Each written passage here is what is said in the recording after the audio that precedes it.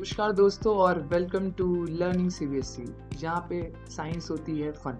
ठीक है, तो आज हम एक्सप्लोर करेंगे क्लास 10th साइंस का chapter 2 acid base and salts. तो बिना किसी देरी के शुरू करते हैं। एसिड क्या होता है? What is acid? The answer is any substance जो वाटर में डिजोल्व करो और H+ आयंस प्रोड्यूस करे उसको एसिड कहते हैं। बेस क्या होता है सर? बेस भी सिमिलरली ऐसे ही होता है। बेस ऐसे सब्सटेंस होते हैं जो वाटर में डिसॉल्व करने पे O- आयंस प्रोड्यूस करते हैं। तो हम लोग ने हल्का सा पढ़ लिया कि एसिड और बेस क्या होता है। अब चलते हैं हमारी एनसीईआरटी के बुक पे। तो लिटमस क्या होता है? इंडिकेटर होता है। इंडिकेटर जैसे आपके बाइक में इंडिकेटर होता है लेफ्ट जाना है कि राइट जाना है, वैसे ही कोई भी सब्सटेंस एसिड है या बेस है, ये लिटमस इंडिकेटर बताएगा। क्या कैसे बताएगा? Turns to red. अगर एसिड होगा, एसिड खतरनाक होता है तो रेड में बदल जाता है। टर्न्स टू ब्लू तो क्या हो जाता है? बेस हो जाता है। ये लिटमस इंडिकेटर है। ठीक है, और ये प्लांट से हम लोग लेते हैं तो ये नेचुरल इंडिकेटर भी होता है। ये नेचुरल इंडिकेटर के स्टडी में आता है। ठीक है, चलिए अब हम लोग अगला टॉपिक देखते हैं क्या है। हम लोग एनसीईआरटी की बुक्स चलेंगे। You have provided with 3 test tubes. One of them contains distilled water, other 2 contains acidic solution and a basic solution respectively. If you have given only red litmus papers, how you will be identify the content of each test tube? Okay, तो आपको red test tube दिया गया है। ये एक अच्छा question है। तो 3 टेस्ट ट्यूब है। एक क्या है? न्यूट्रल है। एक क्या है? एसिडिक है। और एक क्या है? बेसिक सोल्यूशन है उसमें। लिटमस पेपर किस कलर का आपके पास? रेड कलर का। तो आप क्या करोगे? किसी एक में भी डिबो, मान लीजिए न्यूट्रल में डिबोया तो कलर चेंज नहीं होगा। तो ये पता चल जाएगा न्यूट्रल में कलर चेंज नहीं हो रहा है। ठीक है, तो न्यूट्रल का आपको पता ही चल जाएगा पहली बार में। मान लिया आपने पहली बार में एसिड में किया तो कलर ही नहीं चेंज करेगा, तो वो न्यूट्रल है या फिर एसिडिक है आपको पता नहीं चलेगा, क्योंकि इन दोनों ही केस में कलर चेंज नहीं होगा रेड लिटमस पेपर का। पर थर्ड केस में ये लिटमस पेपर आपका ब्लू हो जाएगा। ठीक है, तो जिस केस में लिटमस पेपर ब्लू होगा, मान लीजिए ये पहला बीकर है, दूसरा बीकर है, तीसरा बीकर है, तीनों में एक बार किया, जिस कंडीशन में ब्लू हो गया वो बेसिक हो गया। अब हमारे पास 2 है, अब हमारे पास ब्लू लिटमस पेपर आ गया। अब उसको दोनों में से किसी सोल्यूशन में डालोगे। अगर बेस वाले सोल्यूशन, अगर न्यूट्रल वाले सोल्यूशन में डालोगे लिटमस पेपर को तो क्या होगा? नो चेंज आएगा। और अगर एसिडिक सोल्यूशन में डालोगे तो ब्लू लिटमस पेपर किस में कन्वर्ट हो जाएगा? रेड में। तो हमको कैसे पता चल जाएगा? तो रेड सेकंड वाला क्या है? एसिडिक है, और थर्ड वाला बचा वो न्यूट्रल हो गया। तो हमने एक ही न्यूट्रल लिटमस पेपर से क्लासीफाई कर लिया 3 ट्यूब्स को। मजा आया इस क्वेश्चन को सॉल्व करने में? चलिए अब हम लोग चलते हैं नेक्स्ट पेज पे। Understands the chemical properties of acids and bases. Understanding the chemical properties of acid and bases. तो हम लोग इसकी केमिकल प्रॉपर्टीज अब पढ़ने जा रहे हैं। तो हम लोग क्या पढ़ेंगे यहाँ पे? क्या how do acid and bases react with metals. हम लोग दोनों देख लेते हैं कि एसिड और बेस कैसे रिएक्ट करते हैं मेटल से। तो इसको उठाते हैं और इसको नए पेज में पढ़ना शुरू करते हैं कि हो क्या रहा है इस एक्सपेरिमेंट में। गड़बड़ कर देते हैं। तो वो क्या रहा है ये देखते हैं। एक टेस्ट ट्यूब के अंदर क्या क्या है? टेस्ट ट्यूब में क्या क्या है? जिंक है, डाइल्यूट सल्फ्यूरिक एसिड है। सल्फ्यूरिक एसिड का फॉर्म होता है H2SO4। ये क्या होता है? एसिड होता है। ठीक है, टेस्ट ट्यूब में ये दोनों है। तो ये मेटल है जिंक और एसिड का रिएक्शन होगा। तो यहाँ पे क्या प्रोड्यूस हो रहा है? पॉप कर रहा है, ये बर्निंग ऑफ हाइड्रोजन गैस, मतलब हाइड्रोजन गैस प्रोड्यूस हो रही है। और ये सोप सोल्यूशन में उसको डुबाया गया कि जो हाइड्रोजन है ना वो बबल्स बन जाए। तो सोप सोल्यूशन का तो यहाँ पे कोई मतलब नहीं, मतलब हाइड्रोजन गैस प्रोड्यूस हो रही है। और क्या प्रोड्यूस हो रहा है? जिंक सल्फेट प्रोड्यूस होगा, एक सॉल्ट भी प्रोड्यूस होगा, इसका नाम है जिंक। ये कैसा सोल्यूशन हो जाएगा? Aqueous solution. डाइल्यूट है ना तो पानी मिला रहता है, सॉल्ट प्रोड्यूस होगा। ठीक है, तो क्या प्रोड्यूस होगा? Zn SO4, right. हमने इस एक्सपेरिमेंट का देख लिया। तो मेटल जब एसिड से रिएक्ट करता है तो क्या बनाता है? H2 गैस, ठीक है। अब एक बेस का भी ले लेते हैं एग्जाम्पल। इसकी रिएक्शन आपको ये रहा, तो ये देखिए एसिड और मेटल रिएक्ट करेंगे तो साल्ट प्लस हाइड्रोजन गैस बनेगा, ये कॉमन टर्म हो गया, ठीक है। अब एक और NaOH क्या होता है? NaOH क्या होता है? Let's see.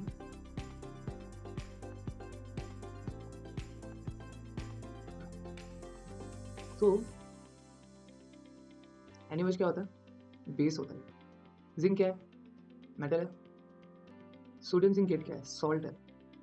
बन क्या रहा है? H2 गैस बन रही है ना। तो बेस प्लस मेटल अगर रिएक्ट करेंगे तो क्या बनेंगे? Salt plus H2 gas. मतलब एसिड हो या बेस हो, एसिड हो या बेस हो, अगर वो मेटल से रिएक्ट करेंगे क्या बनेंगे? Salt plus H2 gas. ये अपने दिमाग में आप डाल लीजिए, बहुत ज़रूरी प्रॉपर्टी है। तो आपकी एक प्रॉपर्टी हो गई, एसिड और बेस मेटल से रिएक्ट करेंगे तो क्या बनेंगे? सॉल्ट प्लस H2 गैस बनेंगे। चलिए अब क्या है? अब मेटल कार्बोनेट्स और मेटल हाइड्रोजन कार्बोनेट्स कैसे रिएक्ट करते हैं एसिड से, ठीक है, ये भी देख लेते हैं। सीधा एग्जांपल उठाते हैं।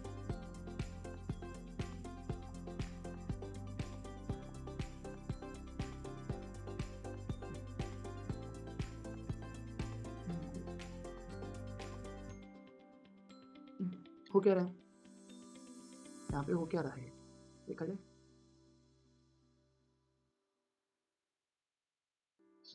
तो एक टेस्ट ट्यूब लिया हमने,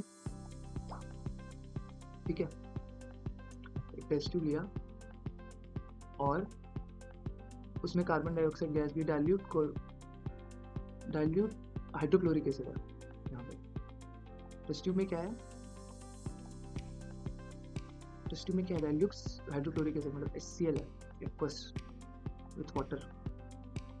और क्या है? सोडियम कार्बोनेट है। सोडियम कार्बोनेट क्या होता है? Na2CO3 होता है, ठीक है। तो HCl का रिएक्शन Na2CO3 से हो रहा है तो क्या बनेगा? क्या बनेगा? NaCl, सॉल्ट तो बनना ही है। ये क्या है? सॉल्ट। ये क्या है? कार्बोनेट। ये क्या है? कार्बोनेट है। ये सोडियम कार्बोनेट है। Na लग गया तो सोडियम, K लग जाएगा तो पोटेशियम कार्बोनेट हो जाएगा। NaCl क्या और प्रोड्यूस करेगा? पानी, वाटर प्लस CO2 गैस जरूर प्रोड्यूस होगा। मतलब कि जब भी कभी भी एसिड का रिएक्शन मेटल कार्बोनेट से होता है,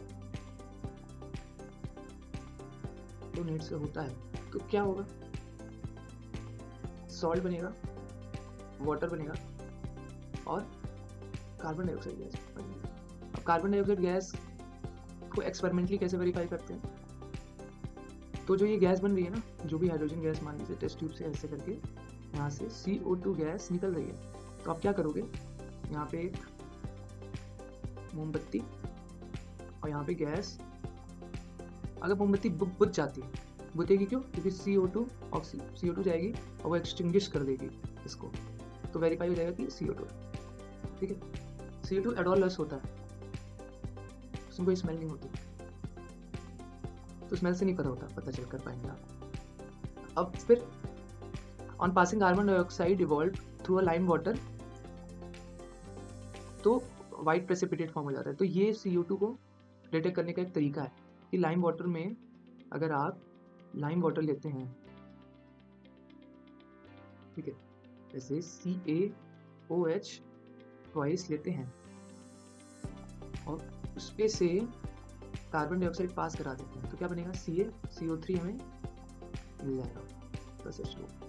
तो वेरीफाई हो जाएगा कि CO2 गैस से प्रोड्यूस हुई है। ये वेरिफिकेशन का तरीका है और ये CO2 प्रोड्यूस हुआ है यहाँ पे इस रिएक्शन में, और यहाँ पे CO2 वेरीफाई हुआ है।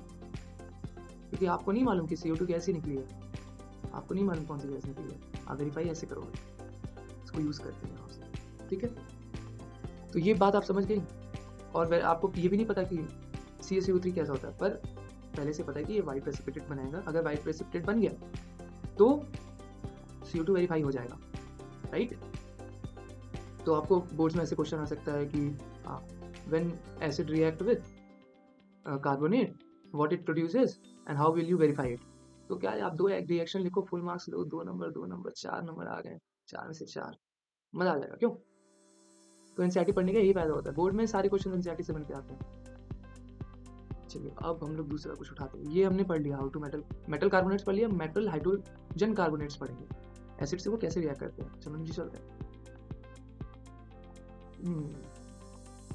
On passing excessive carbon dioxide on the following reaction take place.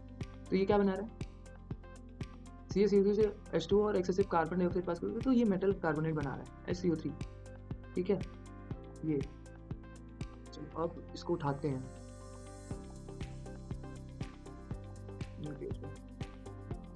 यहाँ रखते हैं, अभी इस रिएक्शन का काम आएगा।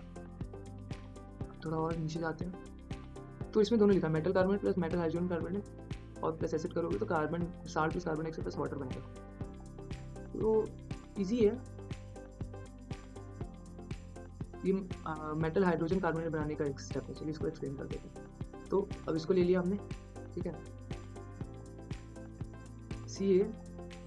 CaHCO3 ट्वाइस रिएक्शन करा दिया।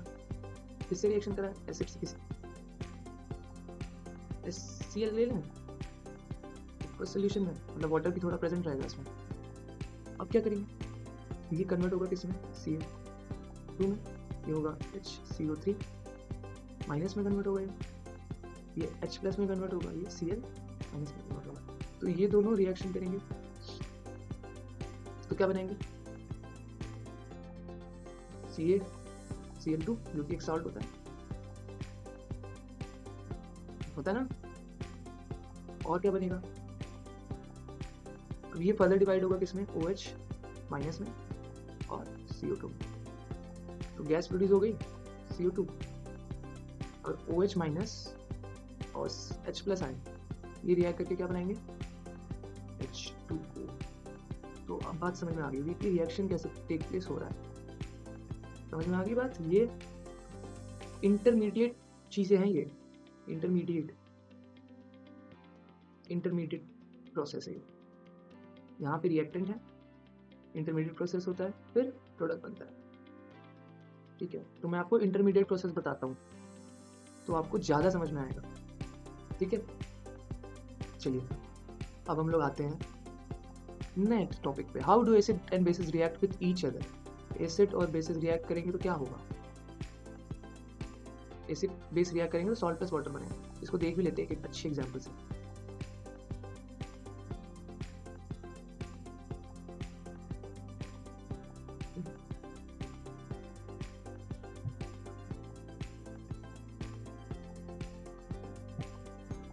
एसिड या फिर base, sorry, acid plus base react करेंगे आपस में तो क्या बनाएंगे, सॉल्ट बनाएंगे प्लस वाटर बनाएंगे। ऐसा क्यों है कि वाटर बनाएंगे, क्योंकि ये एसिड से H प्लस आयंस आएंगे, वो बेस से O माइनस आयंस आएंगे, ठीक है। ये दोनों कंबाइन करके वाटर बना देंगे। और जो इसके मेटल्स होंगे ना, यहाँ पे मेटल होगा कुछ, Ca है, अरे एसिड है तो कुछ Cl माइनस आएगा, ठीक है। बेस है तो क्या आएगा, मेटल इससे अटैच होगा ना, Fe होगा, इससे नॉन मेटल अटैच होगा। तो ये नॉन मेटल और मेटल रिएक्ट करके क्या बना देंगे, सॉल्ट। तो एसिड और बेस रिएक्ट करते हैं तो क्या बनता है, सॉल्ट प्लस वाटर। अब अगर एसिड स्ट्रांग हो गया तो बेस स्ट्रांग नहीं हुआ, वीक हुआ, तो ये बनाएंगे स्ट्रांग सॉल्ट प्लस वाटर। तो ये स्ट्रांग सॉल्ट कैसा होगा, स्ट्रांग एसिडिक सॉल्ट होगा, स्ट्रांग एसिडिक सॉल्ट होगा। अब इस स्ट्रांग एसिडिक सॉल्ट का खासियत क्या है कि ये जब वाटर में घुलेगा ना तो H प्लस आयंस दे देगा, ठीक है। और वाइस वर्सा हो जाएगा। जब अगर आप स्ट्रॉन्ग एसिड ले रहे हो ना, आप वीक बेस ले रहे हो, और अगर आपने स्ट्रॉन्ग बेस लिया है, स्ट्रॉन्ग, और एसिड के क्या लिया है, वीक लिया है, क्या बनेगा, सॉल्ट बनेगा। और कैसा बनेगा, बेसिक सॉल्ट बनेगा, वाटर तो बनने की। ये बात समझ में आ गई। हम नीचे आते हैं। अब reaction of metallic oxide with acids, metal oxide plus acid को रिएक्ट कराओगे तो सॉल्ट प्लस वाटर बने। ठीक है, मेटल ऑक्साइड ले लेते हैं कुछ, मेटल ऑक्साइड ले एक। मेटल ऑक्साइड का नया एग्जांपल क्या हो सकता है? मेटल हो गया कैल्शियम, ऑक्साइड हो गया CaO। ठीक है, CaO को अगर HCl से रिएक्ट करें, ये क्या है? Metal oxide. क्यों? Ca मेटल है, ऑक्साइड से रिएक्शन, ऑक्सीजन से रिएक्ट करके ऑक्सीजन है, दोनों कंबाइन करोगे क्या होगा? Calcium oxide. ठीक है, कैल्शियम ऑक्साइड का रिएक्शन हम HCl से करेंगे, क्या बनेगा? इंटरमीडिएट रिएक्शन लिखिए इसका। CaO किस में कन्वर्ट होगा? एक्वस है, वाटर भी प्रेजेंट होगा ना, तो Ca किस में कन्वर्ट होगा? 2+ और ऑक्सीजन 2-, और HCl किस में होगा? H+ में और Cl- में, तो ये दोनों आपस में रिएक्ट कर जाएंगे। ठीक है, तो क्या बनेगा? सॉल्ट बनेगा, CaCl2 बनेगा, और O- और H2H+ रिएक्ट करके क्या बना देंगे? H2 बना देंगे। बात समझ में आई? ये क्या बना? सॉल्ट, ये क्या बना? Water.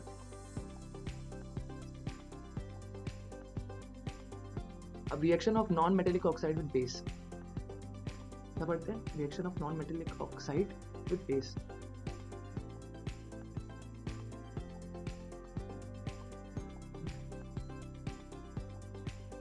Reaction of non metallic oxide with base, ये R है।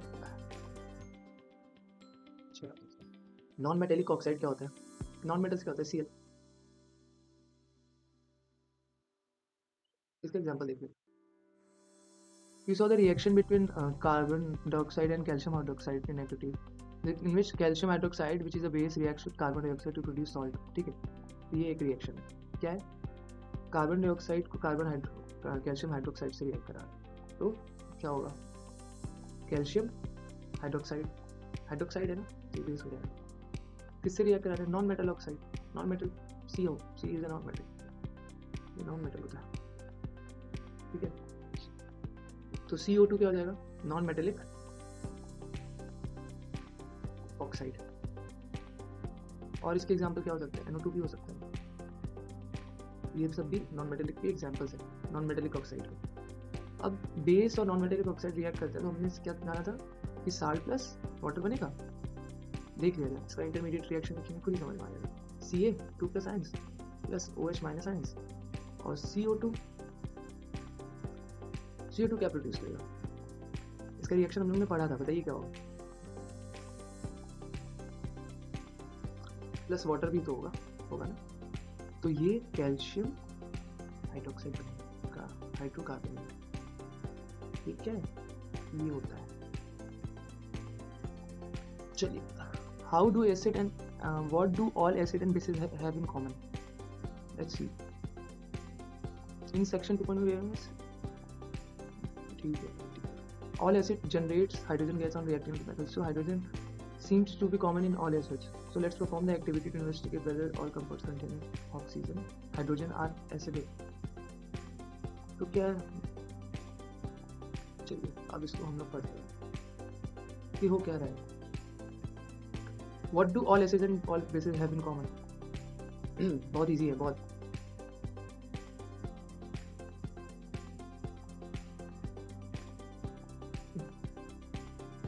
एसिड और बेस में कॉमन क्या होता है? कॉमन होता है, क्या होता है मालूम है? H+ आयंस कॉमन होता है। पीएच स्केल जो होता है ना, पीएच स्केल, ये पीएच स्केल है मान लो, इसको कहते हैं पावर ऑफ हाइड्रोजन आयन। तो क्या होता है, मान लो पीएच स्केल 1 से शुरू हो रहा है और 14 पे खत्म होता है, मैं मालूम, और 7 इसका न्यूट्रल पॉइंट है। तो क्या होगा 1 में, और ये मान लो क्वांटिटी है, H+ आयन की क्वांटिटी है, तो यहाँ पे सबसे ज़्यादा क्वांटिटी होगी। ठीक है, 1 पे सबसे ज़्यादा क्वांटिटी होगी H+ की, 2 पे उससे थोड़ी कम हो जाएगी, 3 पे और कम हो जाएगी, 4 पे और कम हो जाएगी, 5, 6, 7, और यहाँ पे कम होते होते होते होते 14 पे आ गए, ऐसा कुछ बनता है ग्राफ। ये जो पॉइंट है 7 वाला, यहाँ पे वाटर है, क्या है, चेंज करते हैं यहाँ पे क्या वाटर है, ये वाला इस वाले एरिया में क्या 1 से 7 के बीच में ये एसिड का एरिया है, ये किसका एरिया, ये बेस का एरिया। तो एक तरीके से हम ये कह सकते हैं कि एसिड में H+ आयंस बहुत ज़्यादा होते हैं और बेस में H+ आयंस बहुत कम होते हैं, बहुत कम होते हैं। बात समझ में आ गई।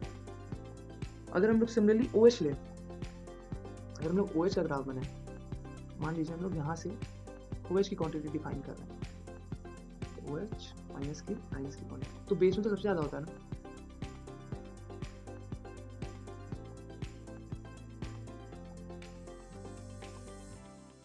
और एसिड में सबसे कम हो जाएगा, समझे। OH एसिड में कम होते हैं, OH आयंस होते दोनों हैं, पर OH कम होते हैं, H+ ज़्यादा होते हैं, और यहाँ पे OH बहुत ज़्यादा है। तो ये एसिड और बेसिस में क्या कॉमन होते हैं, H+ और OH माइनस आयंस कॉमन होते हैं सब में। अब इनकी क्वांटिटी बताती है कि वो एसिडिक या बेस है। अगर H+ ज़्यादा हो गए तो वो एसिडिक हो जाएगा, अगर OH माइनस ज़्यादा हो गए तो वो बेसिक हो जाएगा, और अगर दोनों इक्वल इक्वल हो गए तो वो न्यूट्रल हो जाएगा। समझ में आ गया। pH scale,